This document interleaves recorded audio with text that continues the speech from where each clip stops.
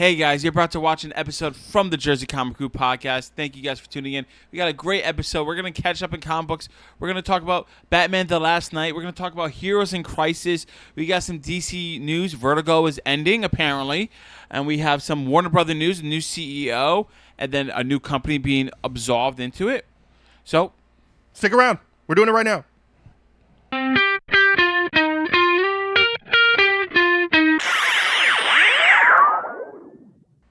Hey everybody, welcome back to the Jersey Comic Crew, your favorite podcast for all things pop culture, comic books, movies, and TV shows. As always, you are here with Chris Heller and the great Rob Moran. Thank you. I deserve the great. I deserve the great. But as always, make sure you check out that description down below that we do talk about spoilerific stuff all the time. And today is no different. That's right. Just be mindful of what we talk about. So, Chris.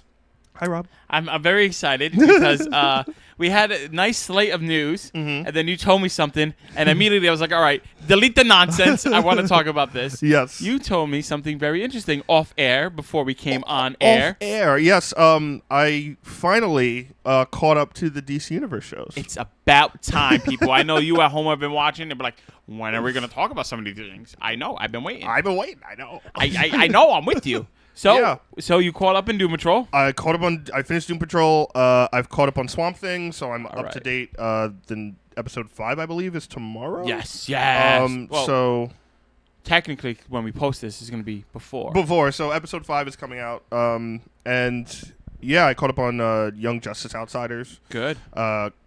Finished Titans. Really like Titans a lot more than I thought I would. I know. Doom Patrol I really liked as well. So weird, but so awesomely funny weird. All right. So let me steer the conversation because we could do a whole 2 or 3 shows on these topics. Of course. So, Titans versus Doom Patrol. Okay. Which one was your favorite? Personally, I'd have to go Titans. Wow. I thought Titans, even though like some of the plot holes in there were a little weird, I loved Doom Patrol. A little slow. Okay. And it stuck on themes really long sometimes. Such as? So I thought the progression of Cyborg was really slow. From the daddy issues to being his own man, I get what was going on. I love that we had that episode where Mr. Nobody basically threw them back into their own origins to fuck with them and make them like see everything. That was good. And you saw Cyborg's like leg blown off and his eye missing and like the hardcore stuff that was going on. I loved the end of Cyborg's arc, where it was like the reconciliation with his father and realizing what he was actually doing and what was going on, and that he had to choose between him and his mother. I thought that was brilliantly done. But that middle scape of the show was very slow for me when it came to him being like the leader and that arc. He wasn't really like the leader. I didn't think so either. Even though they were trying to build him up as the leader. I agree with that. And I never felt like he was the leader, which kind of bothered me because I'm like, this is Cyborg. Like every time you turn on a DC Universe show, that scroll of the main Justice League goes through, right? It has the DC logo and then the main Justice League, and Cyborg is a part of that. So I'm like, all right, they talk about the Justice League, they talk about Aquaman and Batman and Superman. Like they're talking about Cyborg is training to become a Justice Leaguer. Yeah. But I don't see this leadership quality that, obviously it's very early on. He just got his accident a couple months prior, but it was an odd mix for Cyborg. I absolutely loved Robot Man. Yes. Loved him. He was great. Brendan Fraser's phenomenal. I couldn't believe how good he was. I loved Crazy Jane.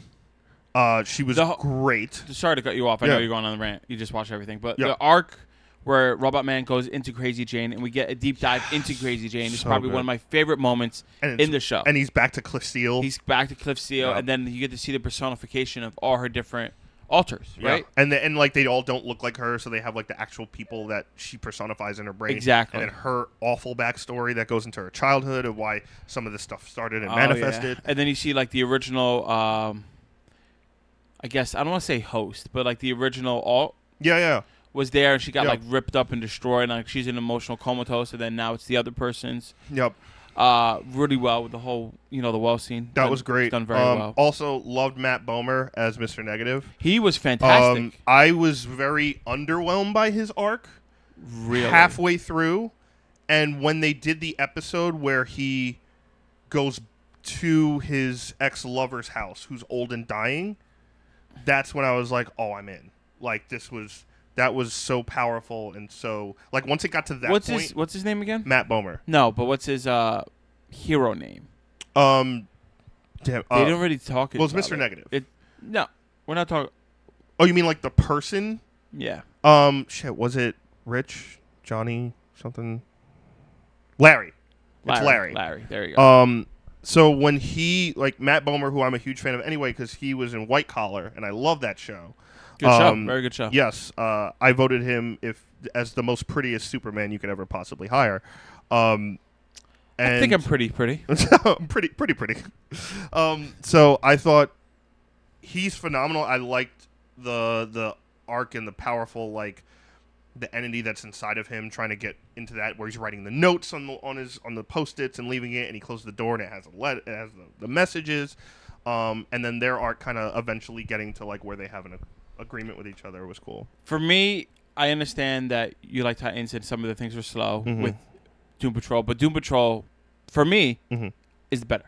That's fine. I think it's a lot better. I could see it going either way. I think it's a superhero show. It's more campy. It actually has more of a superhero show feel. I don't know if it's a superhero show feel as far as all right, like let me rephrase that. A comic book feel. It definitely has a comic book feel. Like it's very independent, right? Yes. Like it's very like like Machine Man alone is ridiculous, right? His whole being is when ridiculous. the scientists refer to it, we have 6 other Machine Men like you, more advanced. Like exactly. I don't know what's going on with you.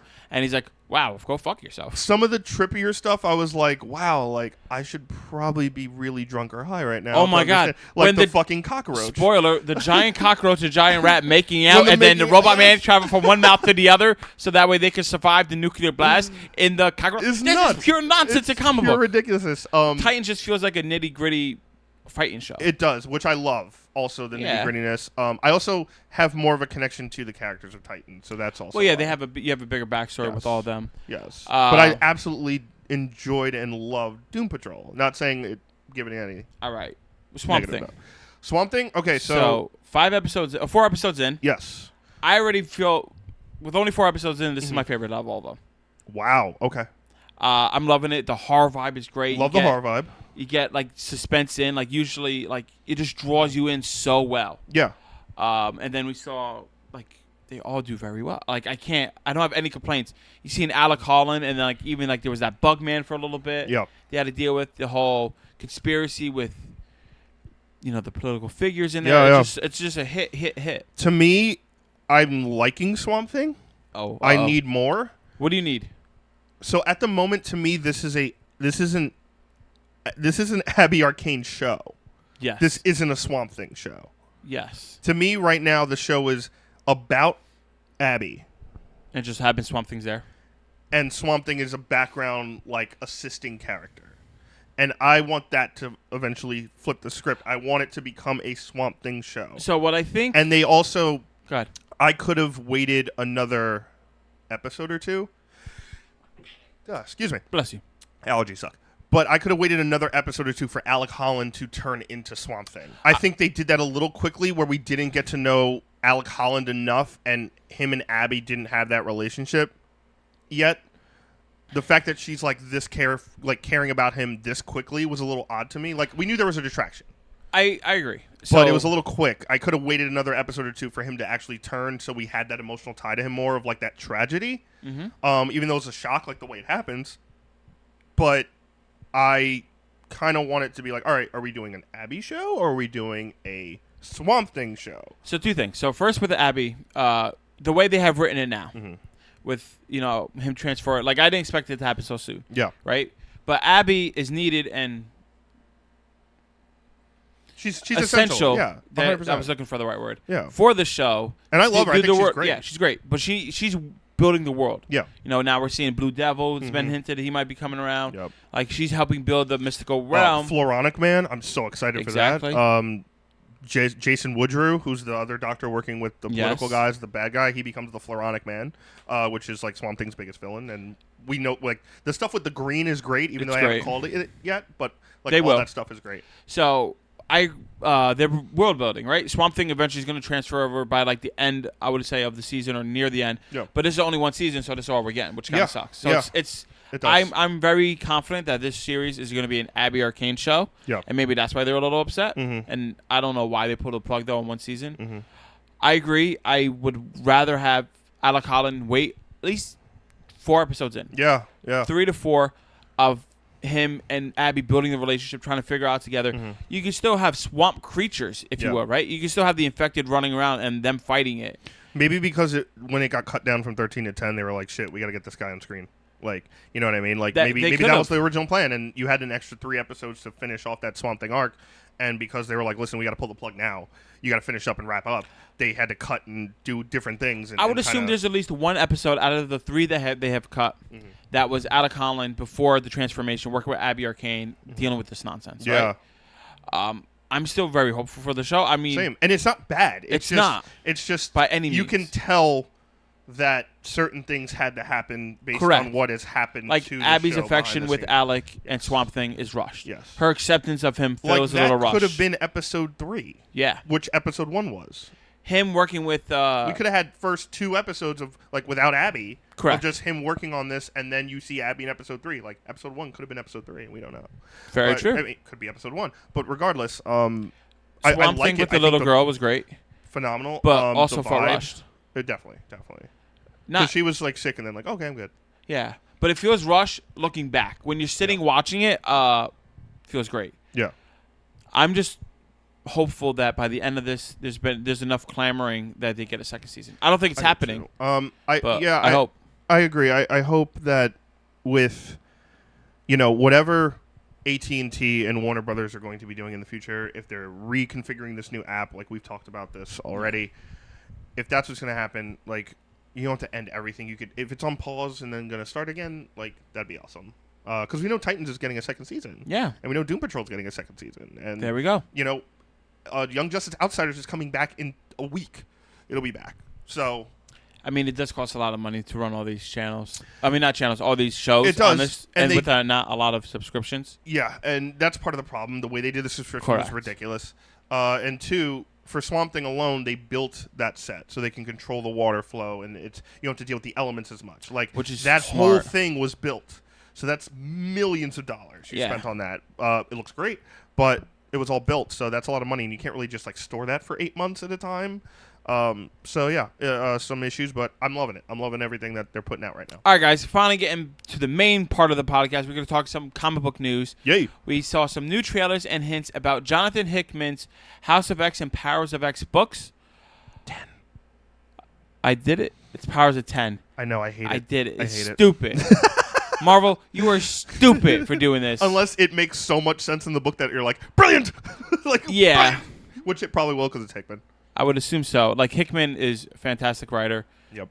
So, what do you think about these hints? What do you think about these teases? What do they speak to you? So we know one's going to be probably future-based, but... Yeah, I think... So, it came out, like, last week that Matt Rosenberg, who is currently writing Uncanny X-Men, that he said this was always the plan. Like, people were asking him, like, hey, like, did Hickman kind of come back with an idea and they just gave it to him? Like, what was the case? And he was like, no, we knew that this was the plan. We were here to fill the void until Hickman came back, and he goes, that's no problem. Which kind of sucks, It sucks, but someone always has to do it. You know what I mean? It's comics. I know, like, people love Rosenberg. I love Rosenberg.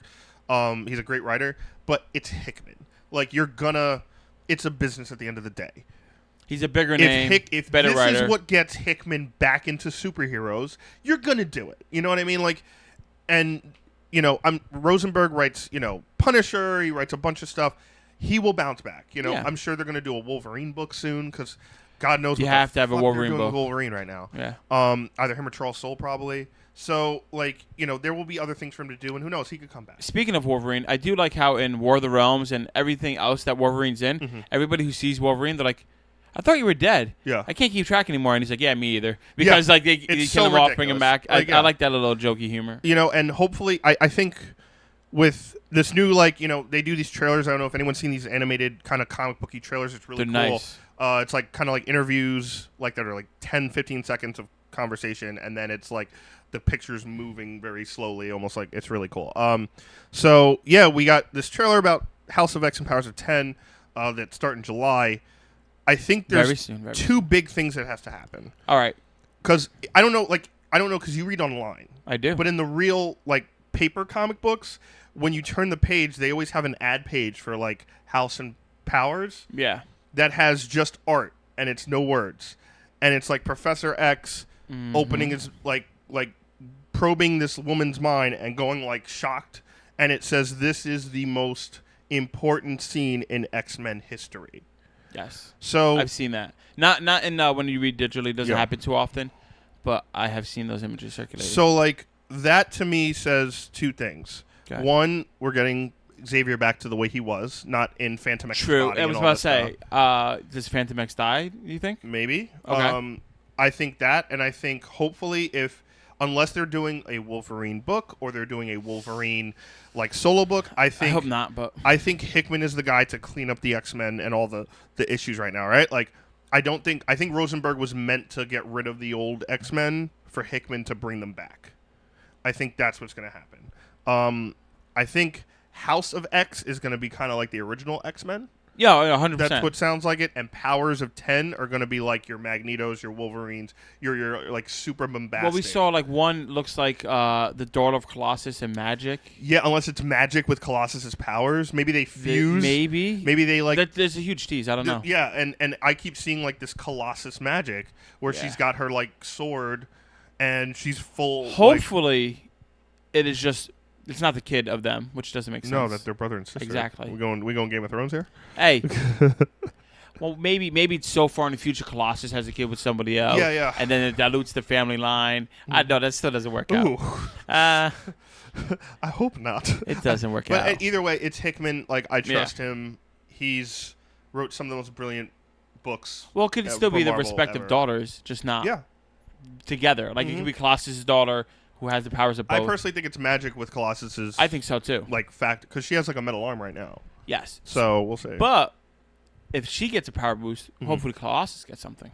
I haven't even seen Colossus at all in this. Dude, Colossus after he got dumped at the wedding, he's been like hiding. Spiraling. Yeah, spiraling. They haven't really touched him. They're like, all right, let's leave him alone. But I think I'm very excited about this new X-Men, and C.B. Cebulski is the new, bigwig at Marvel, the new head of Marvel. Is a huge X-Men fan as well, and we know fans have been, Rob's a huge X-Men guy, our X-Men correspondent on the scene.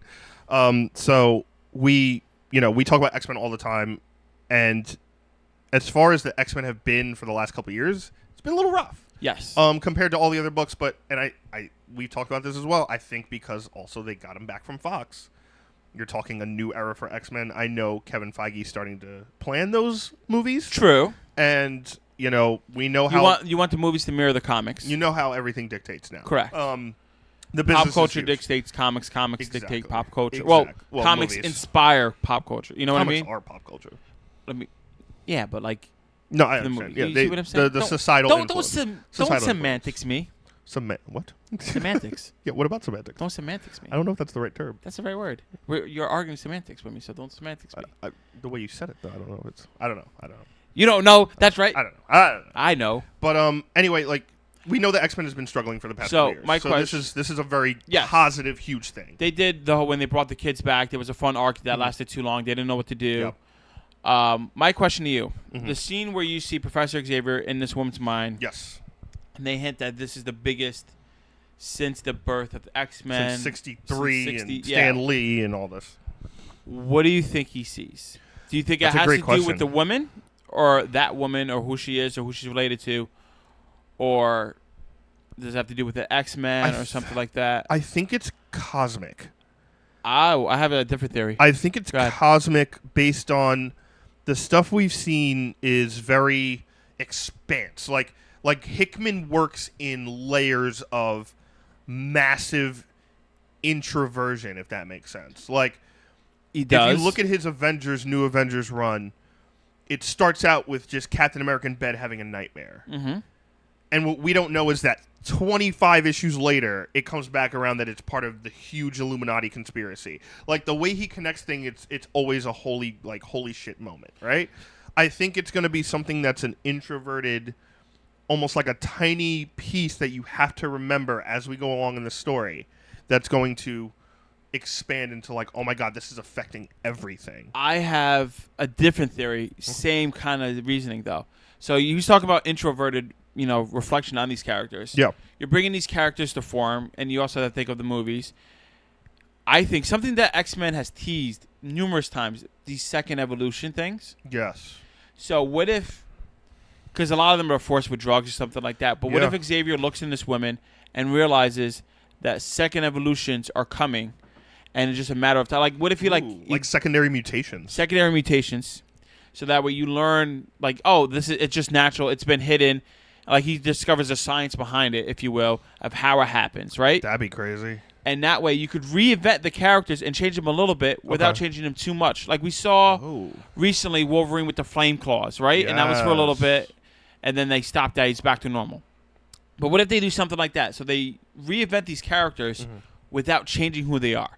So you have that. So it's like you starting from the beginning, fresh, but with a new perspective on it. So like you could have Xavier, who could do a couple more things. You could have Nightcrawler maybe control a little bit more. And we kind of saw Xavier like standing and walking around. Exactly.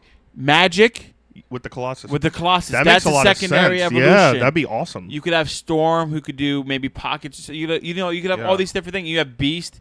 Maybe he could change in and out, or maybe he's even more beastly. You know what I mean? He could change from like regular stronger, Beast. like he's got Juggernaut type strength. Exactly. Or something. I like that a lot. You could have Jean Grey, maybe have more like defensive armor. Well, we kind of saw Jean Grey's secondary transformation with the pinkish psionic powers, and then Psylocke was changed when she got like deabsorbed that one entity in her. So what if this is all building up the secondary mutations? I love that theory. I think that's awesome. That's like usually I'm the one blowing your mind. You just blew my mind on that one. Oh, I know how to blow real well. That's good. Fact. It's not a fact. It's not a fact. Don't get excited, internet. No, but like that's not that there's anything wrong with it. It's 2019. Not there's anything wrong with you do what you got to do. But that's an amazing theory because it's small, it's been but it's hinted big. at for years. Like and also Wolverine as the future Phoenix has to be something. Why I was thinking cosmic. I know. Because of Wolverine and the Phoenix and the space stuff they've been doing. But this is big, game-changing. Yeah. And even Cyclops' powers were like erratically and it's small. all over the place. That's know what? Cool. And that way, when you make the TV show, instead of seeing Wolverine the same way every time, Jean Grey, Rogue, all these different things, you could change them. Yeah. Can you imagine Rogue? Like, she could touch, takes away powers, but if she touches somebody again, she could give somebody else that power for a bit. That'd be cool. Like, can you imagine? Like, oh, what if that's her thing? Yeah, and she can control it so like she's not like killing people. Yeah, it could be different. I will say this: there will be a huge, if that is the case, there will be a huge population of original fans and older fans that will boycott the shit out of that. They will. That will be like, you cannot change this. This is how it was. You are tainting what the X-Men are. But in the age of evolution and modern day, they're gonna die out. No, not that they're gonna die out, but like they're not gonna win the big fight. I don't think they'll die out. I just think it's, you know what it is? It's a reinvention, right? Like you got to figure out a reinvention. A couple years ago, they did it with Superman, right? They gave him that solar flare ability where he like uses all his radiation and almost has like a nuclear blast. I would argue for Superman, that's not the change. That was a part of the family also. It's the family more as the reinvention. I do too. I'm just saying as far as powers. Okay. We're talking powers. Okay. They gave him that solar flare ability. It didn't really add anything to him. No. Because he doesn't really use it. And we saw it with John once or twice, and it was like more of a power spike thing. Yes. But like with the X-Men, they've been kind of hinting at these secondary mutations. If for years, if Wolverine could have, and then Apocalypse has done it to them when they got it. Like you saw Toad with a flame tongue. Like I think here's it's just another a natural thing. We've seen Mr. Sinister in these teasers too. What if it's something he's done to them that is like he's unlocked the secondary mutations?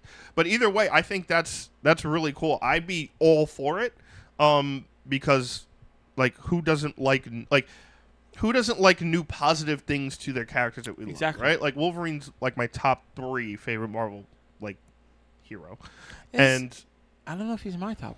Oh, yeah, he's my top 3. He is. Me, it's Spider-Man, Cap, and Wolverine. Cap is top 3. Oh yeah, for me. Yeah, he's the Superman of Marvel. I love him. Is he though? Yeah. I don't think. Well, not powers, but morality. I think the person. I feel like if you're talking like figure, Thor. like the Spider, like I always viewed Spider-Man as this Cap, as Superman of Marvel. Like that's the big name. That's the guy. That's their guy. Regardless, everyone after Superman was kind of made in that image. But like, red and blue. They have red and blue. I see it. Well, no, they're both paper people. Paper people. Clark Kent's a reporter. Oh, I was like, they're not made out of paper. They're paper people. I was like, I was like, is that a new hero? What are you talking about? Is that something I don't know? No, but like they're both made from the same cloth, right? Like Spider-Man, his works out of paper. So does Clark Kent.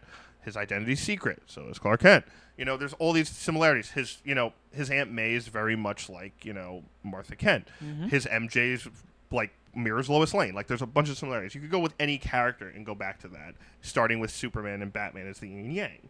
Like that's where you could go from. All right. So, but anyway, I digress. We got to move on. That's Chris. a history lesson for another day. We have more DC news. So DC has officially ended Vertigo Comics, and it's going to be rebranded with a DC title. It's going to be absorbed into it. So many of you might not know Vertigo, but it's DC's more independent, more of that dark, weird side of it. So some of the big titles, the biggest one is Sandman. Yeah. And then you have the original Hellblazer, Why the Last Man, and a couple others. But this, to me, seems like a good change. Yeah. When I talk about Vertigo, people are like, oh, what is Vertigo? Is that a different brand, different house? I think this would do well for the Vertigo brand and the books that are in there to have a DC name. For me, I always felt like Vertigo should have been in DC Black. It should have been like the DC Black Label. Yeah, the DC Black Label is fairly new. One we forgot, Doom Patrol. It was the newest Vertigo title. Yes, that's right. That was the newest Vertigo. I'm like, that's the one I was thinking about. Yes. So Doom Patrol was the newest Vertigo title. Gerard Way, who is the lead singer of My Chemical Romance, is writing it and was phenomenal. After Grant Morrison's huge run on it, which is what the show is based on. Yeah. It's bittersweet. I know, like, hardcore Vertigo fans, like in the 90s, Vertigo was huge. Yes. It was rivaling like certain Image books and like a lot of the DC main titles and Marvel titles. Every goth girl in the world had a Sandman book. You know what I mean? Like it was. I had one. It was those certain titles for people who were not mainstream and different from society. It was one of the biggest. We talk about representation in comic books. Well, I would even argue that they're off the mainstream because even back in the 90s, comics weren't really mainstream. True, but it made it feel mainstream. The people who didn't feel they're like superheroes in mainstream. Exactly. Yeah. Like it was a title in a line of books that made it talk about representation and diversification. Like those type of anarchy based, like the 90s is all rebellion and Degeneration X. 100%. And that was that home for a lot of people for, Sandman and Hellblazer, which Constantine was pulled into DC. True, which was immediately after for like Dark, Justice League Dark became kind of like the bridge of Vertigo in DC. But yeah, I think it's a sad ending because it's a huge time in comics, but I get it. They're not selling. It's for a new beginning. And yeah, if they rebrand it under DC Black Label. Do you think it's going to be under DC Black Label? So Black Label, again, is the darker side of DC. You see the nitty-gritty of DC. Not so much the darker, more like the adult, I would say. What book in DC Black has it been dark? Superman Year One just started. It's not... People are saying it's really dark. I don't think it's dark. Okay. I think it's more just like... All right. Well, yeah. We'll Batman Damned, obviously, very dark. We'll agree on adult. Yeah. Batman Last Night on Earth, kind of dark. But not like dark to the point where it's like, it's not, I don't know. All to right. me, dark is also like the color mood, but also like blood, gore, and crazy shit. So the more adult side of DC, we'll settle on that. And dark, whatever. Yes. We're both right. That's fine. Do you think it's going to be under that umbrella, or they're going to create a new umbrella? Like DC kind of has the Wonder Comics imprint, but which it's still main DC. It's not really its own, like it doesn't really get like that and notoriety. The Wonder Comics imprint to me is more of the subsection of youth. Yes. You know what I mean? That's which all is, your Young Justice that Bendis is writing, which is a great fun book. Yeah. Naomi, he's writing Naomi. Others, I think if they do Black Label, I don't think Black Label's right. But my thing is this, like DC House of Mystery. House of Mysteries could be part of Black Label. No, I'm just saying, like, they could label that imprint. I don't know if you want that many labels, you know what I mean? Because that's going to confuse the layman's reader. And if you look at Black Label, they started with Batman White Knight. Which is so good. Which is really good. They're doing a sequel. I know. Then it's Batman Damned, which just finished yesterday. Where we got Bat-Dick. Got Bat-Dick. That's dark. I still don't own that comic. I got to get it. I own two. Give me one. No, one's a variant. It's signed. He likes the dick. The bat dick. So like, you have Batman Damned, you have Superman Year One, you have Last Night on Earth, Batman Last Night on Earth, and they're doing more. We got the Harley Joker announcement. Yes. The sequel to White Knight's going to come out. It's pretty much just like when anything people, Batman. Yeah, they want to do Batman that wants to be adult as hell. Yeah, they're like, can we do Batman? We do this? Go to black. You know what I mean? Fine. So like, I think the Black Label doesn't have that much already. You as think far this would be good? as expanded, like personally, I want to see a Black Label. Like I would love to see a really dark Aquaman book miniseries where it's like him investigating the trench and it's dark colors, Kris. and it's like long gritty haired and like he's got battle scars. I don't want to hear and it's like Mira's like it's like at the end of Aquaman's rope and Mira was like killed, like something crazy cool, and like you're at the bottom of the ocean so there's no light and it's just like red eyes and he's like basically like his last, like almost like a Roman 300 where it's just him and the trident lighting the way and he's killing everything out of anger. Like that's what I want out of Black Label. I love it, but I don't want it to happen because I'm I have so to buy aroused about 7 that. copies of each Of one. all of them. I'm buying all of them. And Jim Lee does the art. And My God! Oh my God! I would love be that. Like Jeff Johns writing it. I would and like to Jim see Lee doing the art. Oh, stop! I can't take it anymore. Death by Snoo Snoo. Oh God! I want to see kind of like a dead. What's the horror game in space? Dead Space? Yeah. Yeah. Green Lantern, Dead Space kind of game. Oh, that'd be I sick. know. They have so much potential. With like mind-bending warp shit where it's like hallucinogens and stuff. Oh, Kind of, that's you know sick. what? Batman, not Batman. Green Lantern Earth 1. Yes, Jeff But Johns. like that combined with that in Black Label would be great. I would love that. But I would like to see Sandman in Black Label. I would also think love it'd to. be great. I think villain stuff too would be great in Black Label too. Like Sandman would be great in Black Sandman Label. would be really good. Doom Patrol would be great in Black Label because they bridge they're another bridge where it's like they mention DC mainstream heroes all the time, and you have Cyborg that started there. You have Beast Boy that started there. I think like this that would be would good be under the Black Label, and Black Label gets more of that. Do you remember the original It takes a graphic whole novels different- that were which ones? kind of Black Label-ish before Black Label started? Such as? As Brian Azzarello and Lee Bermejo did them, who were the same team from Batman Damned. They did a Luther and a Joker book. I read the Joker was great. I didn't read Luther, but you told me about it. I have both of them. They were kind of like original graphic were novels. Black Label. I would like a Joker or like we're getting kind of Harley and Joker, but like a Luther miniseries that is Black Label. I think Vertigo bringing them in Brilliant. is going to add to. We keep going on Black Label on stuff that's non-Vertigo. Yep. But even with Vertigo, with Black Label, I think we'll add a good flavor of content for them, and I think it's going to be great. I think Black Label would be good for them. Like Doom Patrol, you could do like stuff we saw on the show, right? Do a Robot Man miniseries. Who's Machine Man? He's I think Marvel. Marvel, right? I think so. Sorry, go ahead. But do a Robot Man miniseries about how that dark Cliff Steele origin and solidify it in a 5-issue, 3-issue, big format, whatever miniseries arc. Okay. About Cliff Steele and the darkness and, It'd be and good. the shittiness of his life. Dude, Crazy Jane would be perfect for that. So We got to move on, Kris. we got it. I'm sorry. I'm having too much fun. This is the point of the show. So we have to talk about Stranger Things. We saw season 3. We saw the new trailer that just came out. My boy's possessed by what I don't even know what they're called. Watching me. I was gonna say Mind Slayer, but they're not Mind Slayers. It's the Mind Flayer. Mind Flayer. No. The Demogorgon. Thank you. The Demogorgon. The Demogorgon. Dude, it looks dark.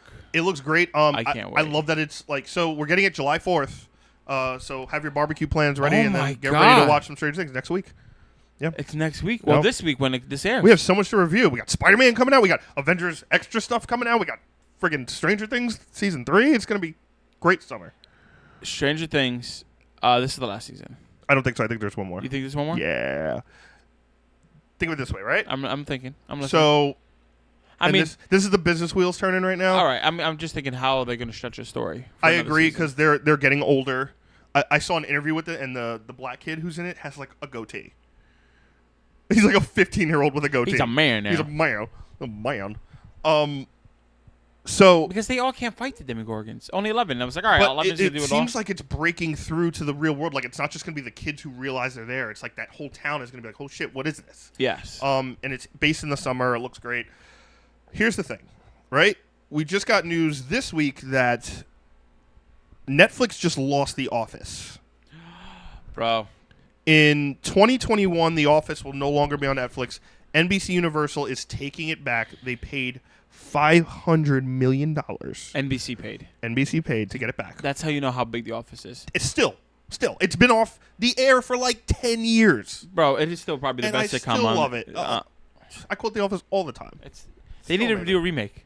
They Not a remake. They can't continue. do that now. They could do it again. The world's too PC for that show. There's If it's no on a way. streaming service.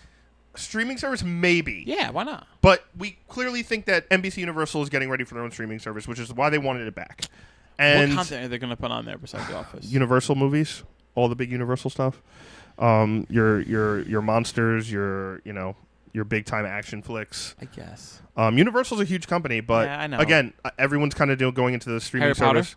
No, that's not. that's WB. They're in Universal at the resort. They're in Universal at the resort, but it's WB. What if Universal and them partner up with? I don't think it's gonna happen. I WB know. has its own properties. WB is way bigger. I agree. So yeah, but I think they lost. Netflix just lost The Office. I'm just right? thinking if I'm sorry to take you off, but if WB, No, you're not. You're not sorry. I'm at not all. sorry. If WB takes them in and gets The Office, that's how they could beat Disney. We talked about it. All they need is a Harry Potter show, man. I understand. All they need is a Harry Potter Potter show. and The Office, they're on. And The Office. All right, go ahead. But I think as far as season 3 for Stranger Things, I think originally it's like, hey, maybe this is kind of where we want to stop, and Netflix is like, no, we need original content, and House of Cards is over. Like, a bunch of shows are over. This is our money ticket. People are staying on Netflix for Stranger Things right now. And they are losing all these properties. Yes. So I'm trying to think from a creative point of view how I could keep the story going. The only thing that makes sense is have the show age the kids with them. You know what I mean? Like they're growing older. Yeah. And like you can't pretend like they're the same age anymore. Almost like it. Like it. Like where they keep it going in the age, and it's like they kind of advance and stuff. But like you turned it from Stranger Things like slowly like with these kids playing around, and then like you slowly going to transition it to teens fighting back against them. Yeah. And then because Netflix is going to own them when they're adults, when they're 50 and they die due to Demogorgons. No, but I think they need to just age them up. Like, all right, now they're in high school. Or you now they're do fighting. This season, and like maybe they do a gap. They should do a time lapse. They do a gap, and season 4 is the last season, and they're like 17. Yeah, do a time skip. It works. And they like 11 hasn't used her powers much, and all this other stuff. But I think they need content. Like they paid out the ass for the Mark Miller universe stuff from comics, and they haven't touched it yet. I think they're working on it. Well, but obviously, there's a lot of stuff. I mean, they could do a Kick-Ass show, which would be, I think, really popular. Kick-Ass would be good. But I'm surprised. Like but certain things I'm really surprised about. Like, CBS All Access has been out for a couple years already, right? Yeah. And Netflix still has like almost all the CBS stuff. Like they have, all the shows, all the Star Trek shows are still there. Mm-hmm. And they haven't like taken those back probably because of under contract. But eventually some of that stuff's going to be like, hey, more people are going to be like, hey, we're taking this back. We're taking this back. We're taking this back. My question to you: Netflix. Yeah. Does Netflix die? No. Do other companies who are trying to make this their apps? I feel like it's one or the other. Do they build their app and then fail and then go back to Netflix? I feel like Netflix has the advantage right now of being like the first streaming service on the ground floor. They have the brand recognition. They have the brand recognition. Everyone has Netflix already. I think it's harder for the other content creators now to be like, all right, why do people want to maybe not get Netflix and get our stuff or have both? Or, what I think Disney is going to be the one that's far and above everyone else because of just what content they're going to have on there. The only one, I'm not worried about Disney. I'm just saying, like, unless Warner Brothers reinvents itself, NBC Universal does whatever they do, Paramount does whatever they do. Like, it's going to be rough, man. It's not going to be easy because even with you taking back your stuff, Netflix still has that brand recognition and still has like the hey, we've been here for a lot longer. Netflix comedy specials people have been are great. sitting on our lap for a while. So like until you start gathering the people together, it's not going to be easy. I really can't believe they sold The Office. I mean, they did get Netflix is also in a lot of debt because of the amount of money they spent on shows. True. So $500 million for them to kind of get back in their corner and say, all right, we're losing The Office. They still have it for another year. 2021 gives them time to kind of get some new content out there. To be honest with you, Black Mirror is kind of dying down. Yeah, I don't watch The Office on Netflix. I watch on TV. Okay. Most of the time, yeah, you flip through. I think most people are like that. I know maybe a handful of people that watch it religiously on Netflix. But I know people who still go back to Netflix and they're just like, I want to watch this episode of The Office because I just thought of it. You know what I mean? Like, True. That happens all the time. And I don't know. I mean, and also, it could be in Netflix's favor for this aspect, too. Like, hey, take The Office back. Everyone's fucking seen it already. Yeah. You know what I mean? Like, and we're giving another year for people who maybe somehow haven't seen it to see it. Everyone's seen The Office, and people are going back. Yeah, you're going to get a bunch of people who are going to rewatch it, but it's not new. No. Unless NBC Universal has a plan to make new episodes. Don't get my hopes up. So that would definitely get people there. Moving on, guys. We have some movie news we got to talk about. Well, movie industry news. Yeah. So there's a rumor that Andy Serkis is going to play opposite of Robert Pattinson in the Batman movie.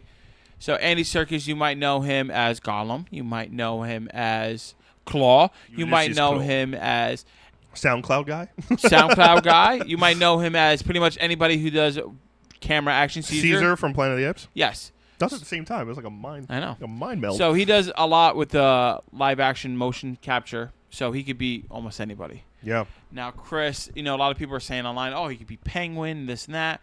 He doesn't necessarily need to be mocapped and do something crazy. Him as himself, he's a great actor. He could just be him. Mm-hmm. So that's why I'm like, oh, we could do something like this. But you're telling me you have a theory. Yeah, I don't think he's any of the villains. Oh. Nope. You think he's Alfred? I think he's Alfred. Wow. I think he's Alfred because I think... But the rumors say opposite him. Yeah, you could be opposite Bruce Wayne and be Alfred. I know, but it's more fun to think of a villain. It's more fun, but I think he would be a phenomenal Alfred. I think he's got that natural British badass voice. Yeah. He's not... Robert Pattinson's young enough that he would be the right age. Okay. And you look at Gotham, the TV show. One of the best aspects of Gotham was Sean Pertwee's Alfred. And he was fighting. And he was a badass, like, not too old, where he's just getting tea, but he's like, no, I'm going to train you myself, Master Wayne. Do you think... And he has that raspy British, like, brawler voice. Andy Serkis fits all those tickets. You think he's going to fight in this? Or train Bruce at least?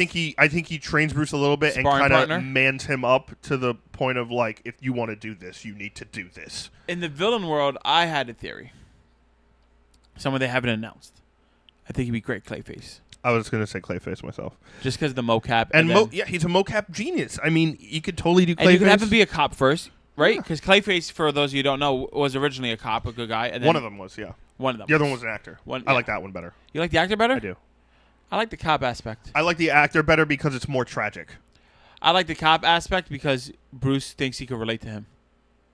Interesting. He's like, no, you were a cop. You were this. You know what I mean? Yeah. But very good. No wrong answer. No wrong answer. But he could be the cop or the actor. Yep. Either one. So, like, if he was a cop, he could play that nitty-gritty Gotham cop. The actor, he has the acting range to pretend he was in anything. Mm-hmm. And it's also good because he could be Clayface in different versions and still act as him, do the voices and stuff. I'm still sticking with Alfred. Alfred think, makes more sense. And we've seen kind of... Alfred makes more sense. We've seen kind of the Batman live action stuff go more towards that direction of Alfred, where after Michael Caine it was, Sean Pertwee on Gotham, and then you had Jeremy Irons, who isn't like this old decrepit guy in the movies. I mean, he didn't do much, but he wasn't like some like guy who couldn't do anything. Jeremy Irons I would love as like Mr. Freeze. Ooh. I don't know why. I like that. It just came in my mind. I like that a lot. Right? Yeah. Because I was thinking, who else would Andy Serkis be? I mean, he was the voice of Scar in Lion King, which is one of the... Would Andy Serkis be a good Man-Bat? He's too brolic? I think he's too brolic. I think if you have Andy Serkis, you don't want him just being like a screaming animal. I think you want the actor to come out. No, but you so can I have think Clayface would be better. Okay. Even like Mad Hatter. No. With the psychosis. No. You think he's too big? Yeah. I don't think I'm sure he could act it. I don't see him as a good fit for. Well, who they were thinking of? There were talks about Penguin would be the guy from Captain America, the guy who was Dr. Zola, Arnim Zola. Oh. I like don't know if like that. I don't know. I love that because You like he's Dr. Zola? yeah, he's very awkward and he's got the like that's perfect. That's what Penguin is. He's awkward and uncomfortable. You want Penguin skinny or fat? Fat. Or like Gotta give work to the fatties. he could be on his way to be fat. He could be middle. He could be Nah, chubby. Part of Penguin's lore is that he is like old school mobster. Like Fat cat. Yeah, my weight distributes my wealth and power. Like that old schoolness. But yeah, I'm going with Alfred personally. Heard it here. I agree with that. Moving on, Warner Brothers has hired a new female CEO chairman in Ann Sarnoff. I pronounced it right? Sarnoff? Sarnoff? Yeah, Ann Sarnoff. Ann. I'm going to say Ann. She originally was from the BBC. From the BBC. It's good that they have new direction. Yeah. Yeah. So I said we could have cut this, but you said you have a great theory with this is big. So we have Ann Sarnoff from the BBC who kind of was part of the ground floor of redoing the BBC. Yes. As like the British broadcasting channel of news and of things going on in England, and now it's like Doctor Who, which is huge. Sherlock, like all these shows people are like gravitated towards. Doctor Who brought it back, it's still going on. They got like some of the Star Trek rights. They do reruns of Star Trek. Like it's becoming way more mainstream. And also in the works with WB, J.J. Abrams has been shopping his company Bad Robot around. Yes. Bad Robot's a great company. Great company, which is also huge. And it seems like Warner Brothers is the highest in the bidding war for him. Mm-hmm. They really want him. I think they offered him $155 million. Yes. Right now for Bad Robot. You have Ann Sarnoff as your CEO, who her statement the second she came into WB is like, I'm changing a lot of shit. Like, we're going forward. We're going to do some shit. Well, every CEO has to say that. But what's your behind the scenes conspiracy theory of Bad Robot and her? I think Bad Robot added to WB, J.J. Abrams is the DC Kevin Feige we've been waiting for. Here it is. It is. They're crazy. What I think. Nope. Your tinfoil hat on. Nope. Your insanity. JJ. I don't think so. JJ was on the ground floor. Okay. Years ago. Okay. With a Superman script. Yeah. As well as production stuff and other things. Bad Robot were in talks with him with that. Remember that Justice League movie that never got off the ground? Yes. That they showed kind of like pictures and stuff. He is kind of the pop culture whisperer right now. I agree with that. Right? Star Trek. Wars, Star Wars. He's writing Spider-Man comic book. Spider-Man for Marvel. He's doing a miniseries. He is slowly but surely becoming the kind of like connoisseur of our time for pop culture. Greg Grunberg is a big friend of his. Mm-hmm. They're close friends. He's one of the pilots in episode 7 and 8. I was about to say, tell people who Greg Grunberg is. He's also very close friends with Kevin Smith. I think who we do not know. No, but we know we know the comic book man. We do though. So I think with JJ, if this deal goes through for WB, JJ doesn't have to direct everything. No. He could use Bad Robot as the platform along with Ann Sarnoff, who we know is big about like, hey, we need to change this and bring this into the new age. This is how we're doing things. This is how it's going to be. I think this could be a crazy good tag team for DC and making either Bad Robot producing when they redo the app more content as well as the movies, and you have what have we said for years? DC needs a Kevin Feige. You can't hire Kevin Feige because he basically runs Marvel. You need a mind that can meld and create and plan out this universe, and then hand the reins to a director that is shaping that vision in their own way, but within the confines at the same time of the direction you're going towards. I think this has nothing to do with the movie universe. I think this Robot's a movie production company. I understand. Hear me out. Here's my tinfoil hot take. I think it's just hating on what I No. said. Yeah, you said, but you touched on it. I was very excited about this. The app. Yes, the app.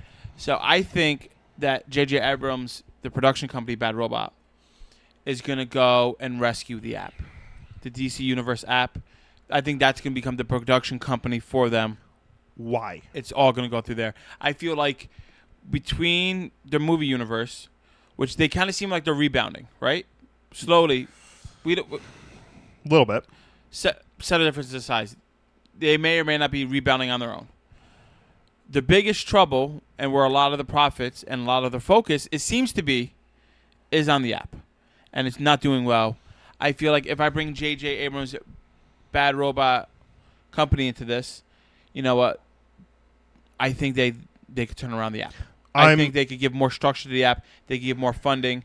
They could allow things to be controlled. You don't have to worry about WB execs and coming down on the app. You could let J.J. Abrams be the Kevin Feige of something smaller. Because I feel like WB and AT&T are very controlling. So I feel like, all right, if we give them the app and they can handle that kind of stuff, he could do very well there before they let him do the Kevin Feige. I feel like, yes, they need a Kevin Feige. They want a Kevin Feige. But I don't think they are willing to release control of the controls, if you will, of their movie universe, and they give them that. I disagree 100%. Okay. Respectfully, of course.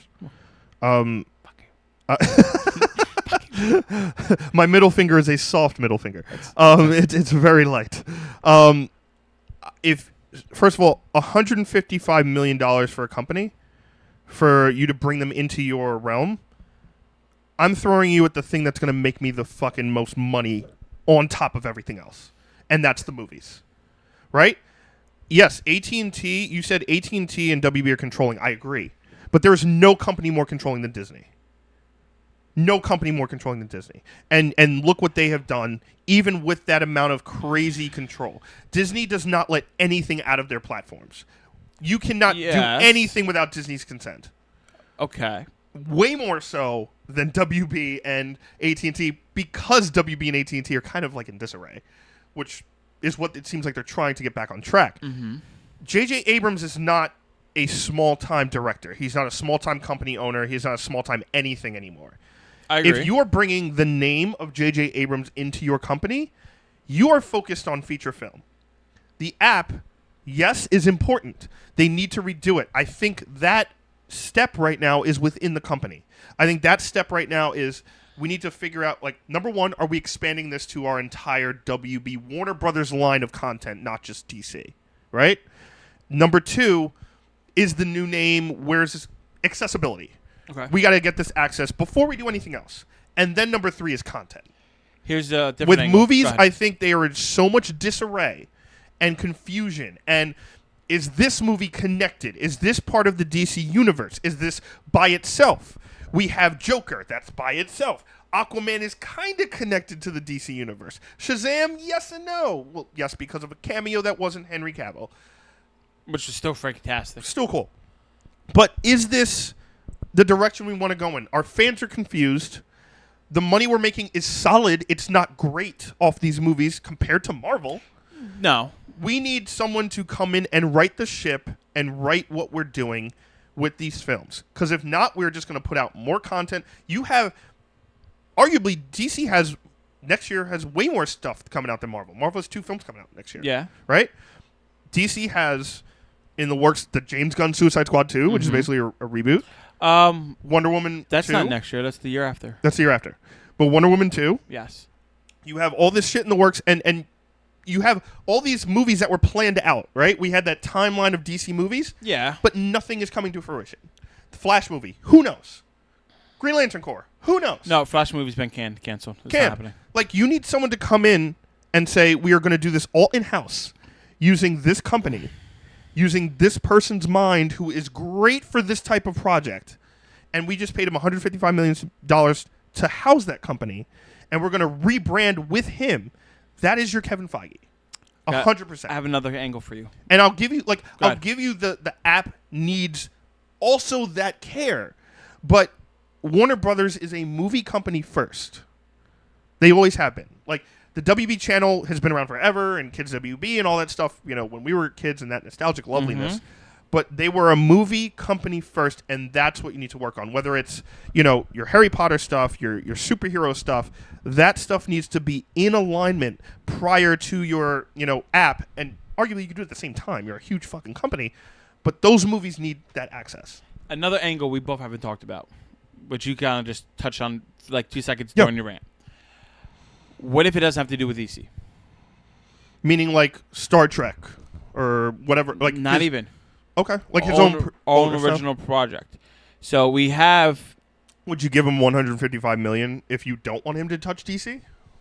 155 million is not that much when you compare to getting like the office billions, for 500 million. Agreed, you know what I mean? It's agreed. not that. So it could be like, all right, let's not put all of our eggs in one basket. Let's not put everything in DC. Harry Potter is still there.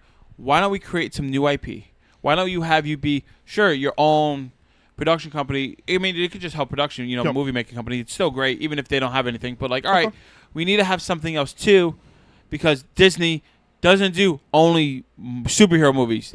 They have all this other stuff. We need to diversify our portfolio. I agree. And they could create a whole new line with him doing something completely different. I 100% agree that could be a part of it. They could just do all sci-fi, like their own and he's great at sci-fi. IP, sci-fi. Yeah.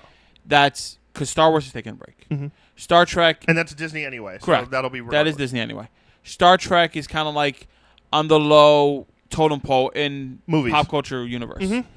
If they create this new IP from him that does, maybe the BBC inspired stuff and all this kind of stuff, maybe they bring Doctor. They can't bring Doctor Who, right? It's all BBC, but something like that inspire like their own unique IP into that sci-fi world, which we're getting.